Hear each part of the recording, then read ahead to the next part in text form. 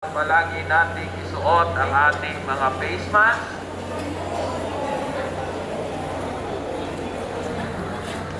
This is indeed a great day to remember. For today, the Lord has led us to start this 32nd International Convention.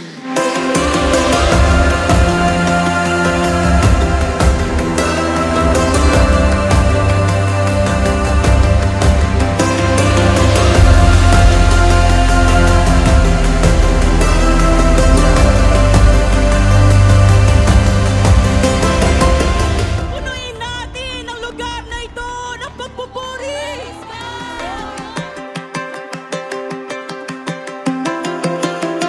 Tonight, healing, power, and miracles will happen in every place, in every heart of those who believe. What a victorious and blessed day to all the children of God in this place.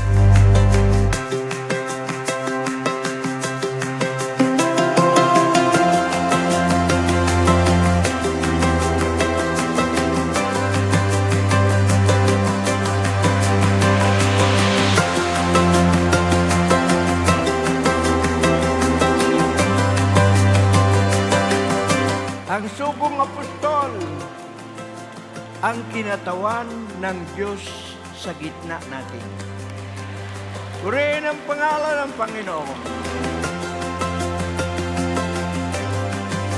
Pag portals ka na, candidate ka sa rapyot.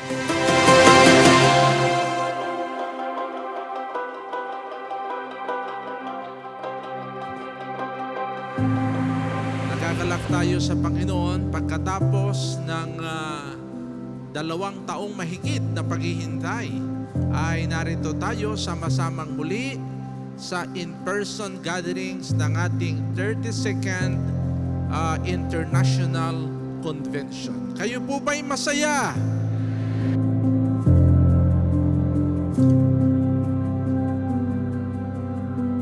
Kayong mga pinagpala ng Diyos, dumadaloy sa inyong mga kamay ang biyaya ng Diyos.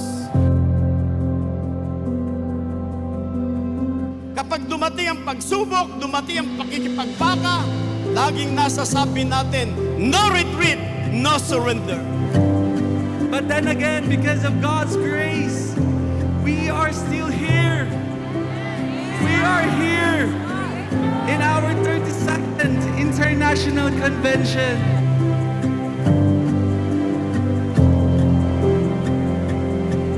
Habang naghihintay tayo, sige ang ating hayo. Sige ang ating dalaw. Sige ang ating bigay. Sige ang ating paglilingkod. Sapagkat ang darat ng iglesia ay darat ng busy sa paglilingkod.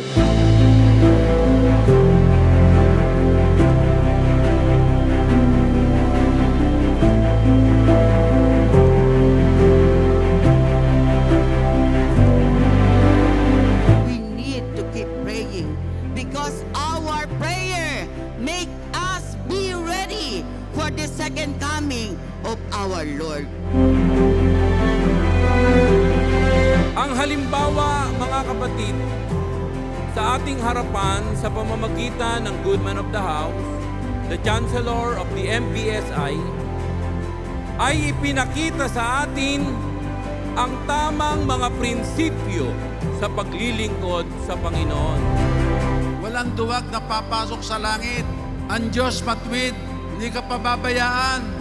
Yung bang mga nagsipag talaga, pinabayaan ng Diyos. Yung bang sumama sa apostol, pinabayaan ng Diyos. Huwag mong mamaliitin ang pangangaral, ang maging mangangaral. Malaking project yan. At yan, project ng Diyos.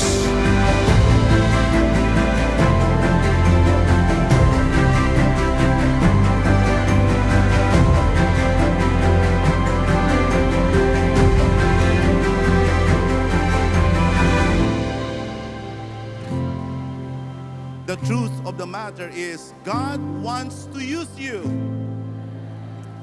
Gusto kang gamitin ng ating Panginoon. Gusto kang kasangkapanin ng ating Panginoon. Just as God is presently using a man called the good man of the house, God wants also to use you.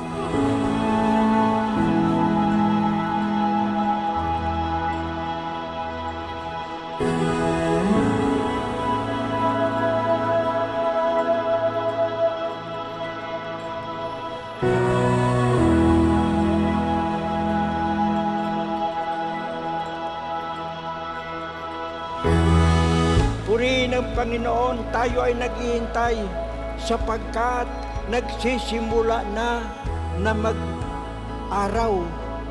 Ang gabi ay malapit nang matapos. Kaya sabi ni Apostol Pablo, gising! Gising! Hindi na ito panahon ng pagtulog. Gumising kayo, gawin ang kalooban ng Diyos. Hallelujah! Italaga ang sarili sa Panginoon.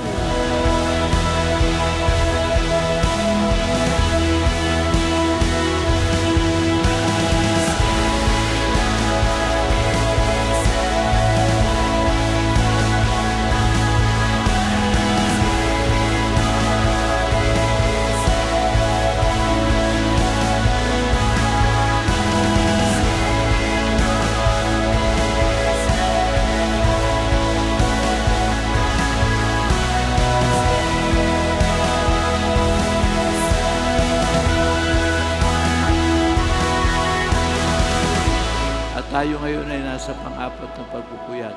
Ang inyong narinig sa akin at sa aking mga kasamahan ay tinig ng Diyos, sapagkat tayo ay mga lingkod ng Diyos.